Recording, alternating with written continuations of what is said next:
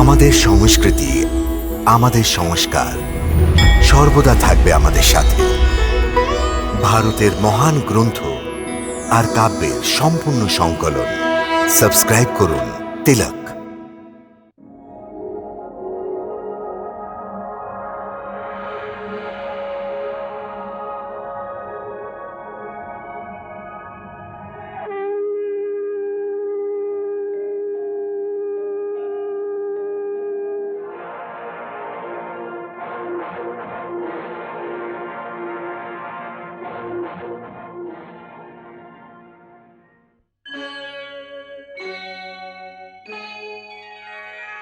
Krishna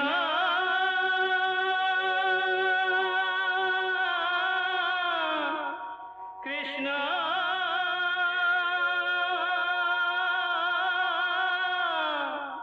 Hare Krishna Hare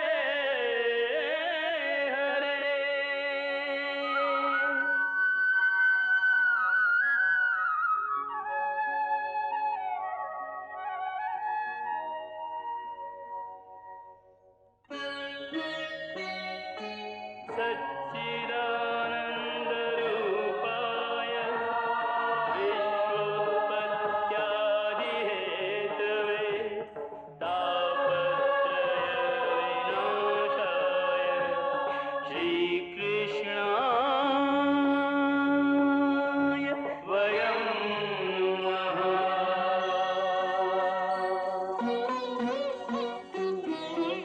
Shri Krishna Govinda Hare Murare He Nath Narayana Vasudeva Hare Krishna Radhe Krishna Radhe Radhe Krishna Krishna Hare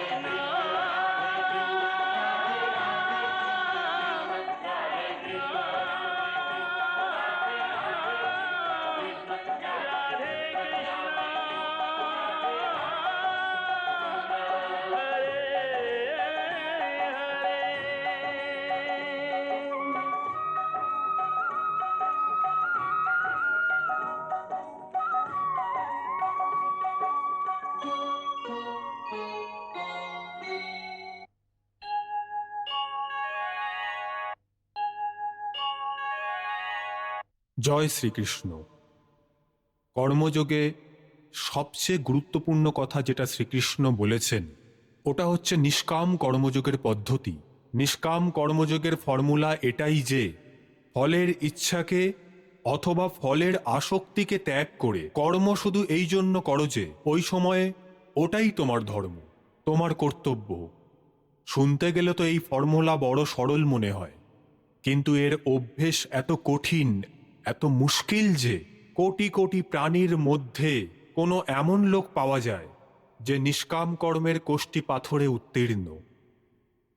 কিন্তু এটাও সত্যি নয় যে সংসারে কোনো লোকই এই পরীক্ষায় উত্তীর্ণ হয় না।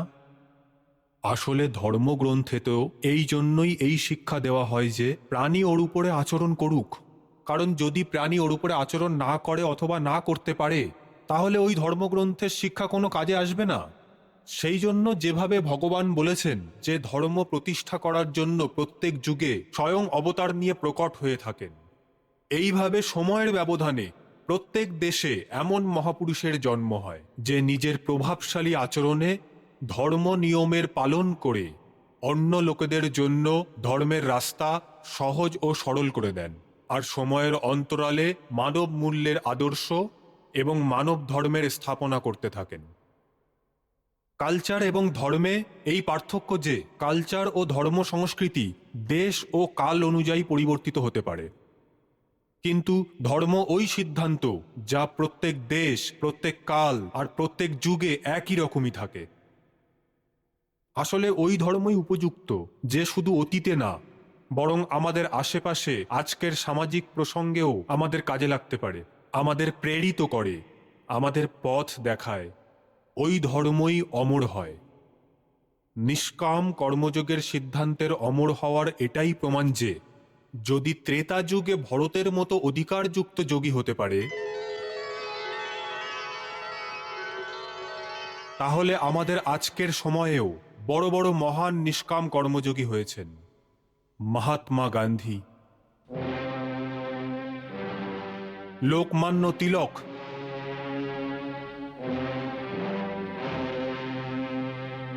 সুভাষচন্দ্র বোস,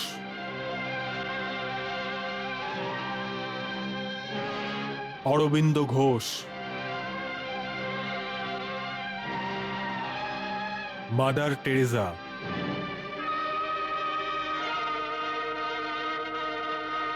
নিষ্কাম কর্মযোগীদের উদাহরণ এই সমস্ত মহাপুরুষ, যারা ফলের ইচ্ছা না করে নিজের ধর্ম এবং নিজের কর্তব্য পালন করেছেন আর মানব মূল্যকে অমর করে দিয়েছেন। এরা তো নেতা ছিলেন। এর থেকেও বড় জ্বলন্ত উদাহরণ হচ্ছে আমাদের স্বাধীন চেতা যুদ্ধের ওই হাজার হাজার সৈনিকদের দলের, যারা ফলের কোনো আশা না করে নিজের ভারত মাকে আজাদ করার জন্য, স্বাধীনতার জন্য যুদ্ধ করে গেছেন নিজের প্রাণ দিয়ে, ফাঁসির চৌকাঠ আপন করে নিয়েছিল। স্বাধীন ভারতের সমস্ত শহীদরা সত্যিকারের নিষ্কাম যোগী ছিলেন। কার কার নাম নেব? ভগৎ সিং,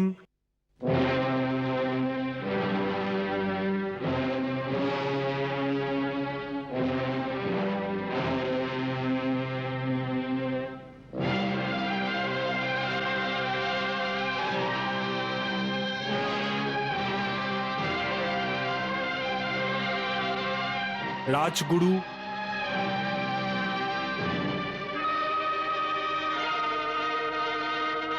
সুখদেব, ওদিকে ইউপির জেলে বন্ধ রয়েছে যারা, আশফাক উল্লাহ, अल्लाहु अकबर अल्लाहु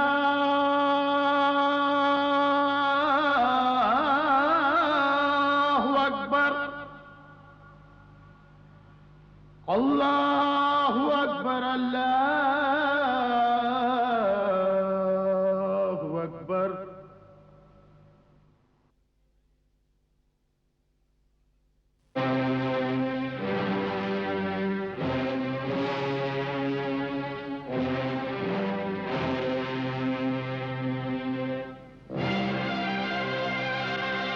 ক্রান্তিকারী কবি রামপ্রসাদ বিসমিল,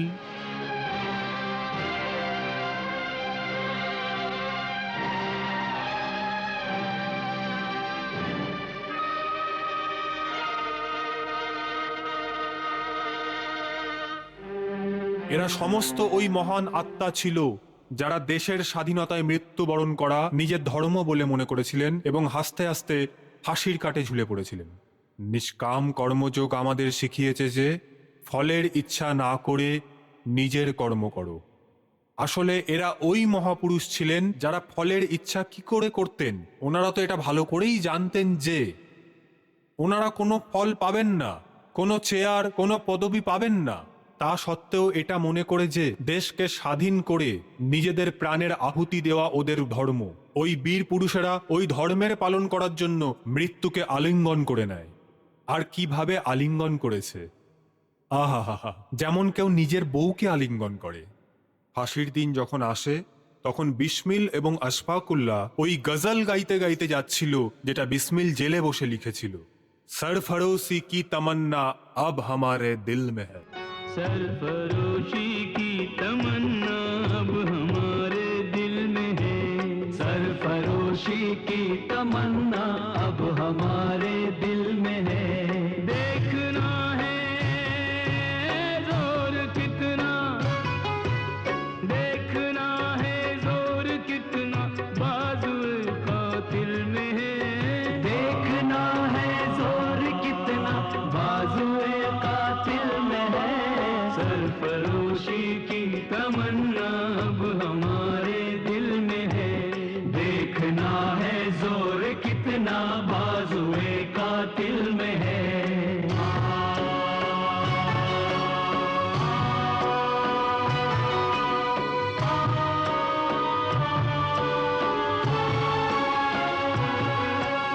वक्त आने दे बता देंगे तुझे आसमां, वक्त आने दे बता देंगे तुझे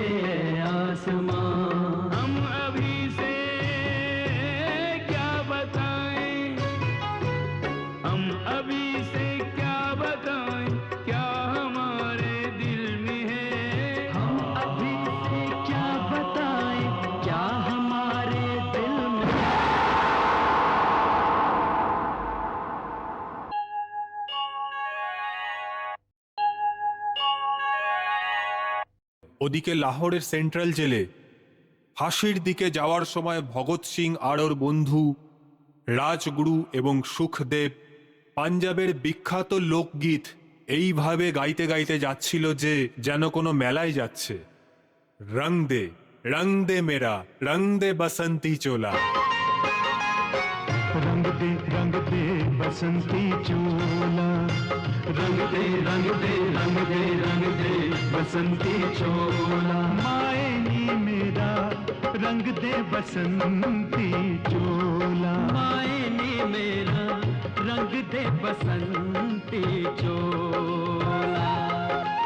उस चोले को पहन के निकले, उस चोले को पहन के निकले हम मस्तों का टोला, रंग दे बसंती चोला, रंग दे बसंती चोला, मायनी मेरा रंग दे बसंती चोला, मायनी मेरा रंग दे बसंती चोला। इनकलाब जिंदाबाद, इनकलाब जिंदाबाद, इनकलाब जिंदाबाद, इनकलाब जिंदाबाद।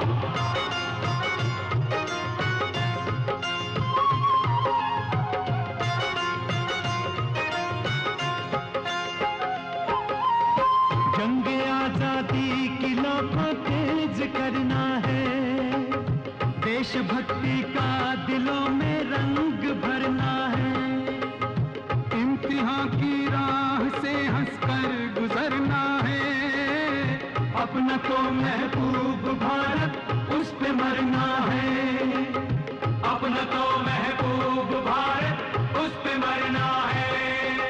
मेरे हिंद का हर एक नौजवान, मेरे हिंद का हर एक नौजवान बन जाए आग का गोला, रंग दे बसंती चोला,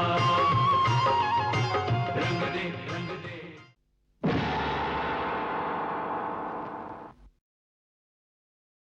রং দে মেরা রং দে বসন্তি চোলা। এরা হচ্ছে এক নিষ্কাম কর্মযোগীর জীবন্ত উদাহরণ। নিষ্কাম কর্মের ফর্মুলা বলার পরে শ্রীকৃষ্ণ অর্জুনকে আরও একটা সহজ ফর্মুলা বলেছিলেন।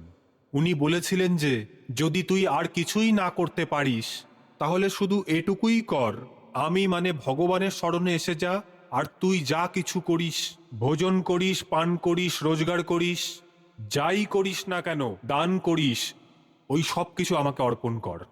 যেমন এটা আমার কর্ম যেটা তুই করছিস, এটুকু করলেই তুই মুক্তি পেয়ে যাবি। আমি তোকে নিজের শরণে নিয়ে নেব। এখান থেকেই শ্রীকৃষ্ণ ভক্তিমার্গের বীজ বপন করেছিলেন। এখন আমরা গীতার ওই উত্তরের দিকে এগিয়ে যাচ্ছি। জয় শ্রীকৃষ্ণ। হে মধুসূদন, তুমি তো বলো যে কামনাকে ত্যাগ করে স্থিতপ্রজ্ঞ হয়ে যাও, কিন্তু স্থিতপ্রজ্ঞ হওয়ার জন্য সবচেয়ে বেশি প্রয়োজন কিসের? স্থির বুদ্ধি। স্থির বুদ্ধি? কিন্তু মানুষ নিজের বুদ্ধিকে স্থির কি করে রাখতে পারে? আশা এবং নিরাশা দুটো থেকেই মুক্ত হয়ে বুদ্ধিকে স্থির করা যেতে পারে। বুদ্ধি স্থির হলে তাহলে ইন্দ্রিয়দের বিষয়ের বল ভেঙে যাবে। যদি কেউ কোনো ইন্দ্রিয়কে কেটে ফেলে দেয় তাহলে কি ওই ইন্দ্রিয়ের বিষয় নষ্ট হয়ে যাবে? না অর্জুন, যদি কোনো দুর্ঘটনায় কারোর চোখ অন্ধ হয়ে যায় তাহলে এটা প্রয়োজন নয় যে ওর চোখ রোগের কল্পনা করাই বন্ধ করে দিক। চোখ না হওয়া সত্ত্বেও ওর মন এমন এমন দৃশ্যের কল্পনা করতে পারে যা ওকে বিষয়ের মোহতে ফাঁসিয়ে নিয়ে চলে যায়। পার্থ, একজন অন্ধ মানুষ ভাগিবানের স্বরূপেরও কল্পনা করতে পারে।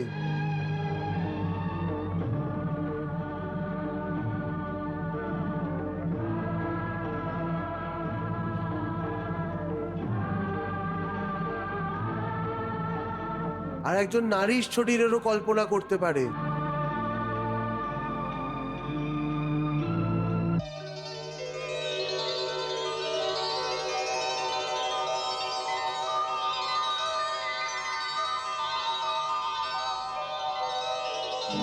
সুতরাং কোনো ইন্দ্রিয়ের হওয়া না হওয়াতে মনের বাসনা এবং আসক্তিতে প্রভাব পড়ে না।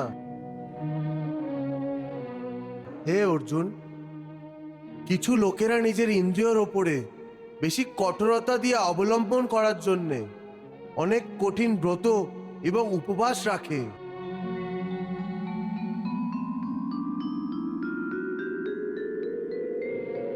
কয়েক দিন পর্যন্ত খাওয়া ছেড়ে দেয়।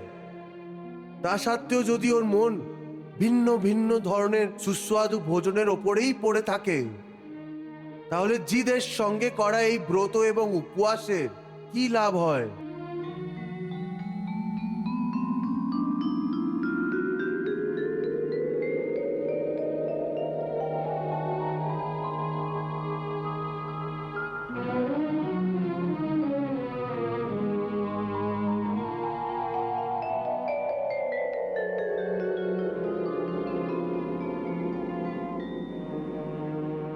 এই ধরনের লোকেরা জিদের জন্য নিজেদের ইন্দ্রিয়কে শুকিয়ে নির্বল তো করে দেয়,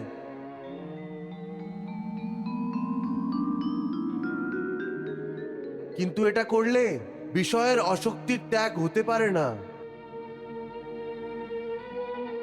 মনে রেখো, বিষয়ের থেকে বেশি ভয়ঙ্কর বিষয়ের আসক্তি, আর বিষয়ের আসক্তির ত্যাগ শুধু ইন্দ্রিয়দের সংযমে হতে পারে না। আসক্তির ত্যাগ শুধু মনের সংযমে হয়। যখন মন অধিকার মুক্ত হয়ে যায়, তখন ইন্দ্রিয়গুলি নিজের নিজের বিষয়কে ভোগ করেও এই বিষয়ের থেকে অধিকার মুক্ত থাকে। যেমন কমলের ফুল জলের মধ্যে থেকেও শুকনোই থাকে, জলের একটি ফোঁটাও ওর পাপড়িতে দাঁড়াতে পারে না। সেই জন্য আমি বলেছি যে প্রথমে জ্ঞানের দ্বারা বুদ্ধিকে স্থির করো। বুদ্ধি মনকে স্থিরতা দেবে, তারপর মন ইন্দ্রিয়গুলিকে এইভাবে টেনে নেবে, যেইভাবে একটি কচ্ছপ ভয়ের বিন্দু মাত্র সংকেত পেয়েই নিজের ডিমকে নিজের ভেতরে সমাহিত করে নেয়।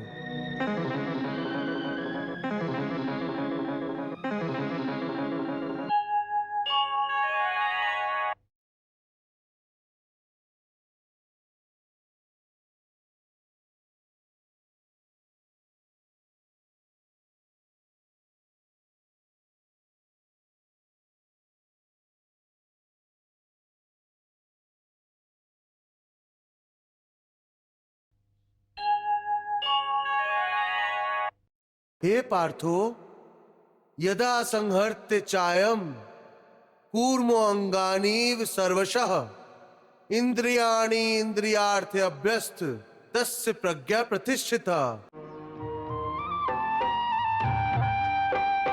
कछुआ चारों ओर से अपने अंग समेट के बैठे जैसे,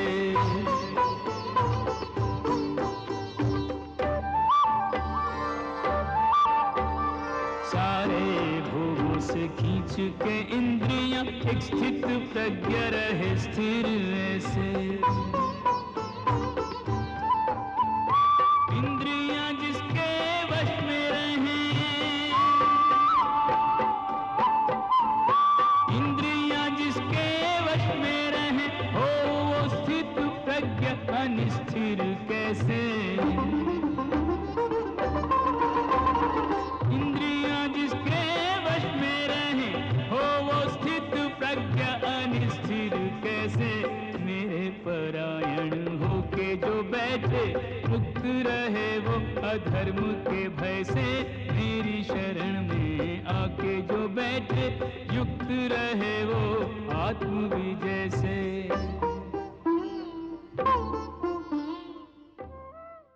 হে অর্জুন, যে ভোগ বিলাসের ভক্ত হয় ও ভগবানের ভক্ত কি করে হতে পারে? এই ধরনের মানুষ যে বাইরে থেকে ভক্তির প্রদর্শন করে কিন্তু মন থেকে বিষয়ের চিন্তা এবং ওর আসক্তিতে মগ্ন থাকে, ওরা ভক্তির শুধু ঢং করে।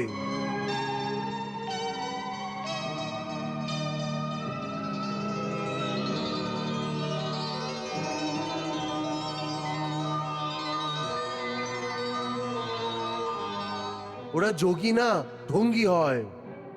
এদের মিথ্যেবাদী বলা হয়। विषया विनिवर्तन्ते निराहारस्य देहिनः रसवर्जं रसोप्यस्य परम दृष्ट्वा निवर्तते कर्मेन्द्रियाणि संयम्य य आस्ते मनसा स्मरण इंद्रियार्थान् विभूण आत्मा मिथ्याचारा स उच्यते। भोजन को तो छोड़ दे पर नहीं भूले स्वाद। अर्जुन ऐसा त्याग है केवल मिथ्यावाद, केवल मिथ्यावाद।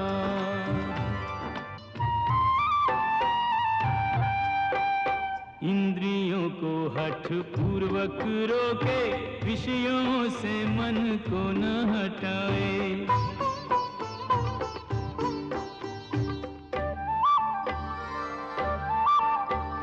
रखे व्रत उपवास परंतु न लालसा छूटे न लोभ ही जाए।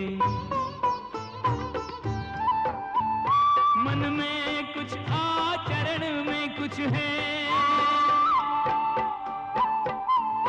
मन में कुछ आचरण में कुछ है, दोनों का नहीं मेल मिलाए। मन में कुछ आचरण में कुछ है, दोनों का नहीं मेल मिलाए। ऐसा मूढ़मति अज्ञानी मिथ्याचारी दंभी कहाए। ऐसा मूढ़मति अज्ञानी मिथ्याचारी दंभी कहाए।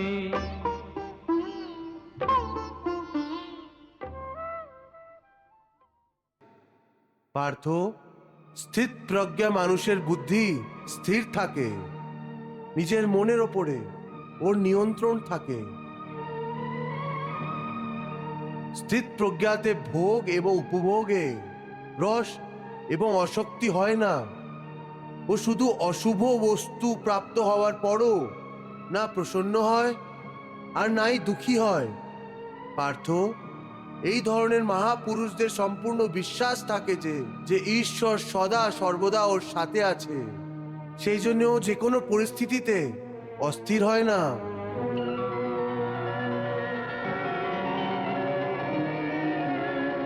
এটা বলা সোজা কেশব। সাধারণ মানুষের জন্য এই মানসিক পরিস্থিতিতে পৌঁছানো অনেক কঠিন।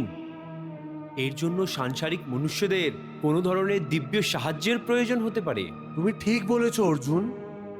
ভগবানের দয়া ছাড়া কোনো কাজই সফল হয় না। সেই জন্য মানুষকে নিজের পুরুষার্থের সাথে সাথে প্রভুর ভক্তিরও আশ্রয় নেওয়া উচিত। হে অর্জুন, ভগবানের ভক্তি করলে মন সাত্বিক হয়ে যায় আর বিষয়ের আসক্তি সম্পূর্ণভাবে শেষ হয়ে যায়। আর যদি আসক্তির নষ্ট না হয় তাহলে? আসক্তি নষ্ট না হলে মানুষের সর্বনাশ হয়ে যাবে। সর্বনাশ? হ্যাঁ পার্থ, সর্বনাশ। হে অর্জুন, আসক্তির জন্য প্রত্যেকটি মানুষ যে কোনো বিষয়ের আকর্ষণ এবং মোহতে ফেসে গিয়ে শুয়ে জেগে সমানে ওর চিন্তাই করে যায়।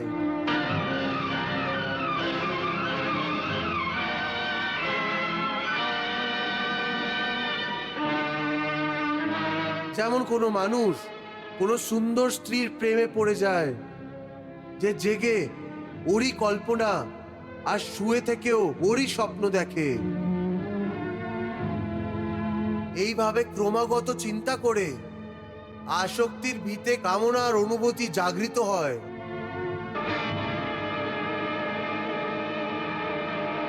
কামনা এবং বাসনাতে সামান্য বাধার সৃষ্টি হতেই ক্রোধের আগমন হয়ে যায়।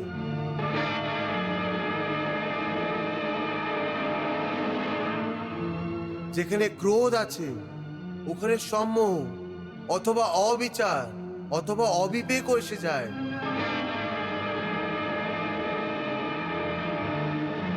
যেইভাবে প্রচন্ড বাতাসের ঝড়ে প্রদীপের প্রকাশ বুঝে যায়,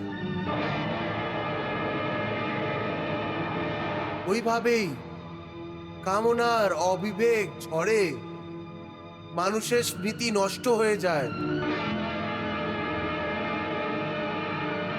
আর যখন স্মৃতি ভ্রষ্ট হয়ে যায় তখন বুদ্ধি নষ্ট হতে কত সময় লাগতে পারে পার্থ? চেতনা নষ্ট হওয়ার পর যে অবস্থা শরীরের হয় ঠিক ওই অবস্থায় বুদ্ধি নষ্ট হলে মানুষের হয়ে যায়। বুদ্ধি নষ্ট হওয়ার কারণে মানুষেরও সর্বনাশ হয়ে যায়।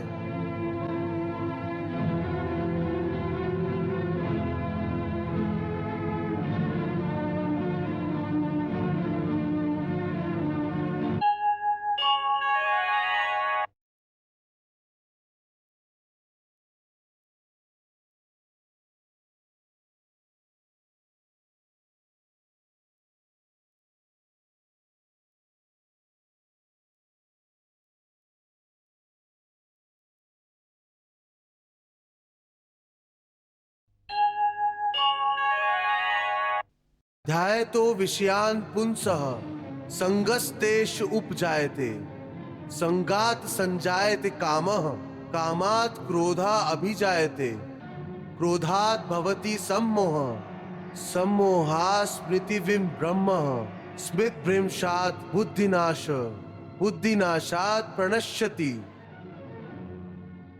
विषयों के ध्यान से आसक्ति जन्मे, आसक्ति काम की अग्नि जगाए।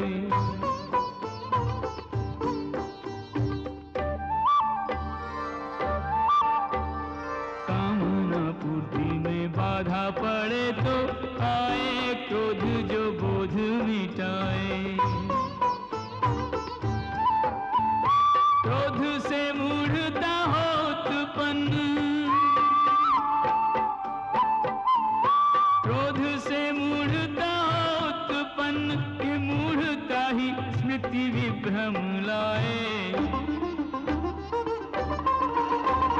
क्रोध से मूढ़ता उत्पन्न, ये मूढ़ता ही स्मृति विभ्रम लाए।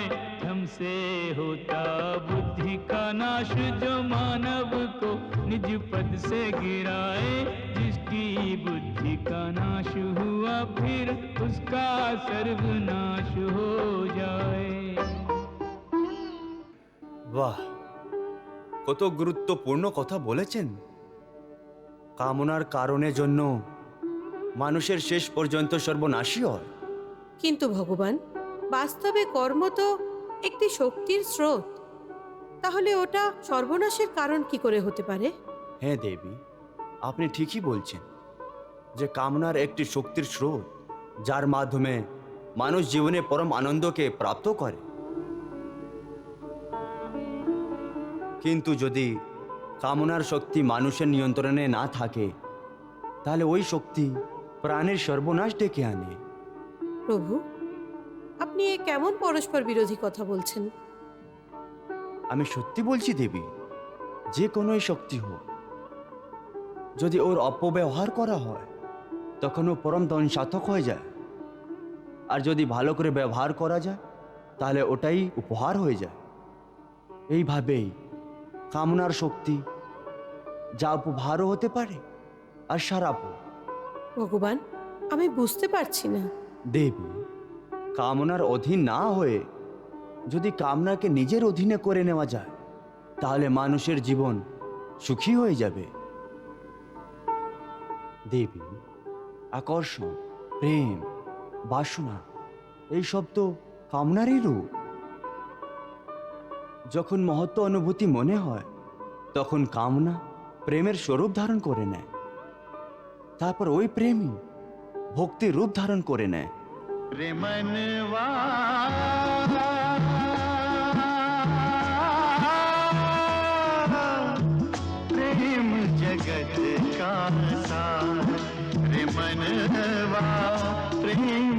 जगत का सार। কিন্তু যখন কামনার অধীন মানুষ এসে যায় তখন এই কামনাই বাসনায় পরিবর্তিত হয়ে যায় আর মানুষকে পশু বানিয়ে দেয়।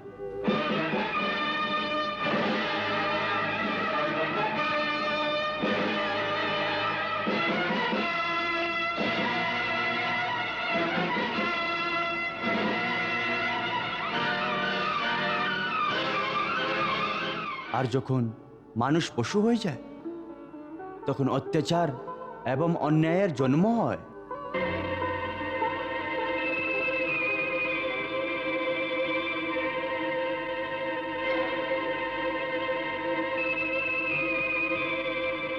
তখন কামনার মতো শক্তি মানুষের জন্য একটি শারাপ হয়ে দাঁড়ায়। সেই জন্য প্রভু অর্জুনকে কর্মযোগের সাধনার মাধ্যমে শক্তিকে ত্যাগ করার শিক্ষা দিচ্ছেন। দেবী, যদি আসক্তির ত্যাগ না করা হয় তাহলে মানুষের পতন নিশ্চিত, কারণ আসক্তি তীব্র হওয়ার জন্য কামনার উৎপত্তি হয় আর এই কামনাই মানুষকে সর্বনাশের পথে ঠেলে ফেলে দেয়। এর অর্থ কেশব, আসক্তি সর্বনাশের ভীতি? হ্যাঁ অর্জুন, সেই জন্যই তো তোমাকে অধিকার মুক্ত হতে বলছি, স্থিতপ্রজ্ঞ হতে বলছি। কারণ স্থিতপ্রজ্ঞা হওয়ার স্থিতি নিষ্কাম কর্মের চরম অবস্থা হচ্ছে। হে কেশব, দয়া করে স্থিতপ্রজ্ঞের কোনো স্পষ্ট উদাহরণ দিয়ে বোঝান। হে অর্জুন, বিশাল এবং অথাহ সমুদ্রের স্বভাব স্থিতপ্রজ্ঞা মানুষের মতোই হয়। হে পার্থ, নদীতে যদি বেশি জল এসে যায় তাহলে ওই নদীতে বন্যা হয়। ওর ঝড়ো ঢেউ নদীর কোনা ভেঙে দিয়ে চতুর্দিক ধ্বংস করে দেয়।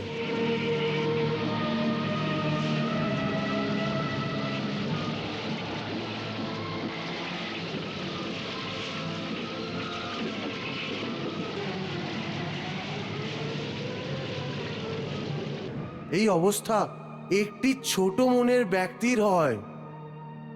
একটু সম্পত্তি, একটু সফলতা ওর হজম হয় না, আর সম্পত্তি এবং সফলতার নেশায় মতো হয়ে ও মর্যাদা ভেঙে দিয়ে একজন ছোট লোকের মতো ব্যবহার করতে আরম্ভ করে দেয়।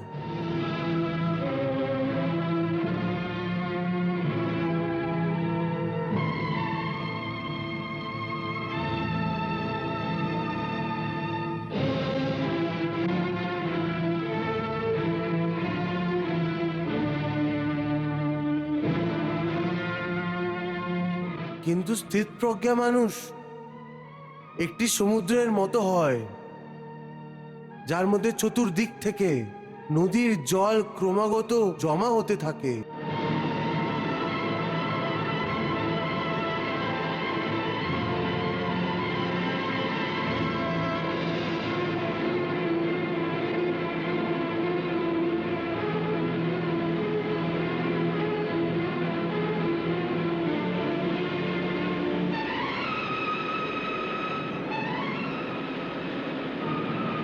কিন্তু সমুদ্র ওইভাবেই শান্ত থাকে। নদীর জল সমুদ্রের ভেতরে মিশে গায়েব হয়ে যায়, আর সমুদ্র কখনোই নিজের কোনা ভাঙে না। ওর মধ্যে জলের স্তর ওই রকমই থাকে। এটাই স্থিতপ্রজ্ঞা হওয়ার অবস্থা হয়।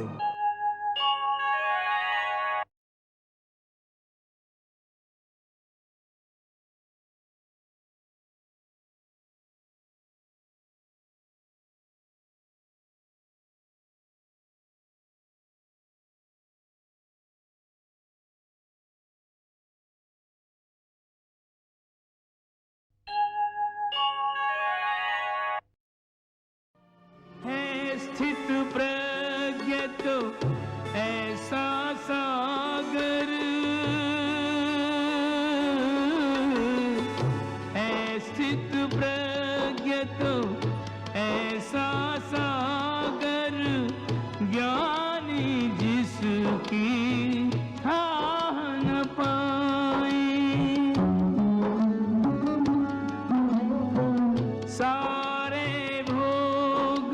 उसी में डूबे, उसको भोग डुबा नहीं पाए। काम को वो निष्काम करे और योग से मुख नहीं मोड़े रे।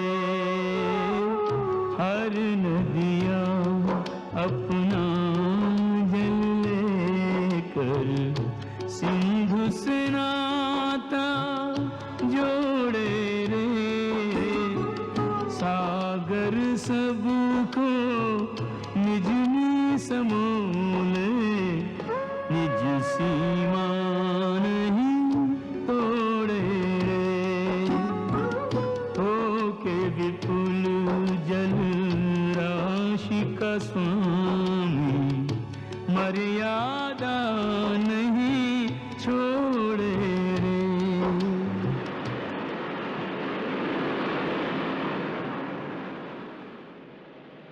এইভাবেই সমস্ত রকমের ভোগ স্থিতপ্রজ্ঞা মানুষের মধ্যে যে কোনো রকমের বিকার উৎপন্ন করাতে অসমর্থ হয়ে ওর মধ্যেই সমাহিত হয়ে যায়। অর্থাৎ স্থিতপ্রজ্ঞা মানুষ সমস্ত ভোগকে উপভোগ করেও আসক্তি থেকে মুক্ত থাকে। পার্থ, এই ধরনের স্থিতপ্রজ্ঞা মানুষ পরম শান্তি প্রাপ্ত করে। এই ধরনের স্থিতপ্রজ্ঞা মানুষই দেশের কল্যাণ করে, লোক কল্যাণ করে। আর সামান্য মানুষ তো ভোগের পদার্থর পেছনে দৌড়ে গিয়ে নিজের জীবন লীলা শেষ করে দেয়। কিন্তু স্থিতপ্রজ্ঞা মানুষ জীবনের যাত্রা জনকল্যাণের উদ্দেশ্য নিয়ে এগিয়ে যায়।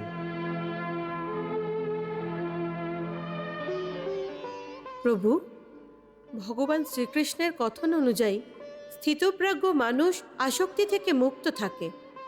কিন্তু যখন কোনো মানুষ সংসারে থেকে সংসারকে ভোগ করতে থাকে, তাহলে যারা দেখবে তারা তো ওকে ভোগী বলবে, তাই না? হ্যাঁ দেবী, স্থিত প্রাজ্ঞ মানুষের এই চিন্তা একদম হয় না। যে কোনো সংসারী লোক ওকে কি ভাবে?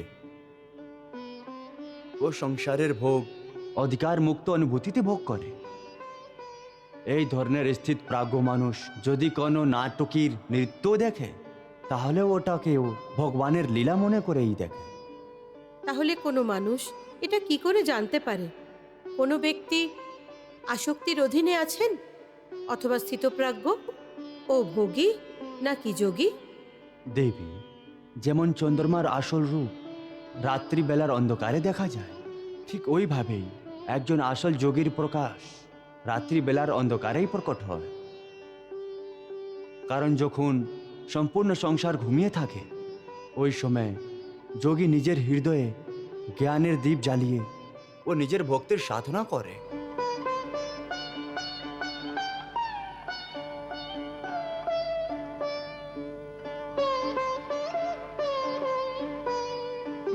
পার্থ, সামান্য মানুষ রাত্রিতে অন্ধকার হওয়ার সাথে শুয়ে পড়ে এবং সূর্য উদয় হওয়ার সাথেই জেগে যায়। কিন্তু যোগীর দৃষ্টিতে দেহ শোয়া জাগা গুরুত্বপূর্ণ না। কর্মযোগী জ্ঞানের প্রকাশকে দিন এবং অজ্ঞানের অন্ধকারকেই রাত বলে মনে করে। পার্থ, ঋষিদের সম্বন্ধে অজ্ঞান রাত্রিবেলার অন্ধকার মতো হয়। সংসারী মানুষের রাত্রিবেলার সময় অজ্ঞানী পাচনশীল সংসারিক সুখ উপভোগে ব্যস্ত থাকে।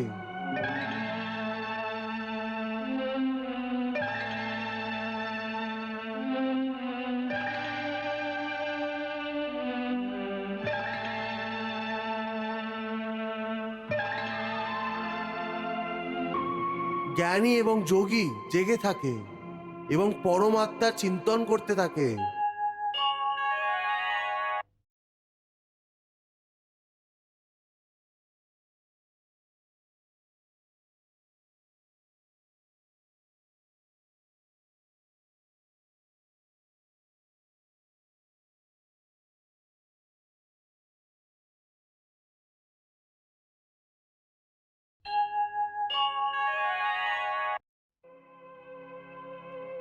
या निशा सर्वभूतानां तस्यां जागर्ति संयमी यस्यां जागृति भूतानि सा निशा पश्यतो मुने।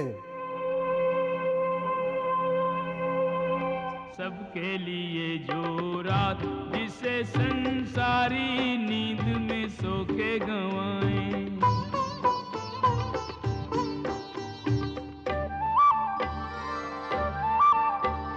जोगी जन उस रात में जागे, ध्यान धरें और अलख जगाएं। एक ही रात को भोगी जोगी, एक ही रात को भोगी जोगी अपने अपने ढंग से बिताएं। एक ही रात को भोगी जोगी अपने अपने ढंग से बिताएं। भोगी सोए जोगी जागे, भोगी खोए जोगी पाए। भोगी सोए जोगी जागे, भोगी खोए जोगी पाए।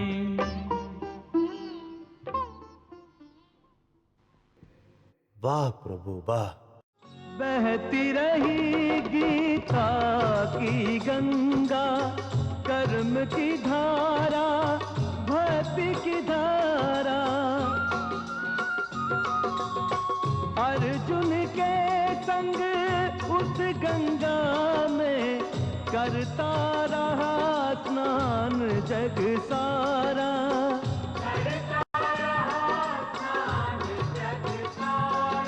सब धर्मों के भेद भुला के एक मेरा शरणागत हो जा।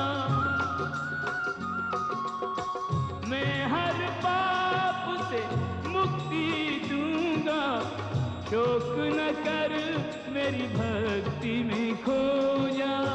शोक न कर मेरी भक्ति में खो जा। धर्म अधर्म के भेदों से न्यारे अमर है गीता के बोल सारे। हे नाथ नारायण वासुदेव, श्री कृष्ण गोविंद हरे मुरारे। हे नाथ नारायण वासुदेव, विद्युमात स्वामी सखा हमारे। विद्युमात स्वामी सखा हमारे। हे नाथ नारायण वासुदेव, श्री कृष्ण गोविंद हरे मुरारे। हे नाथ नारायण वासुदेव। हरे कृष्ण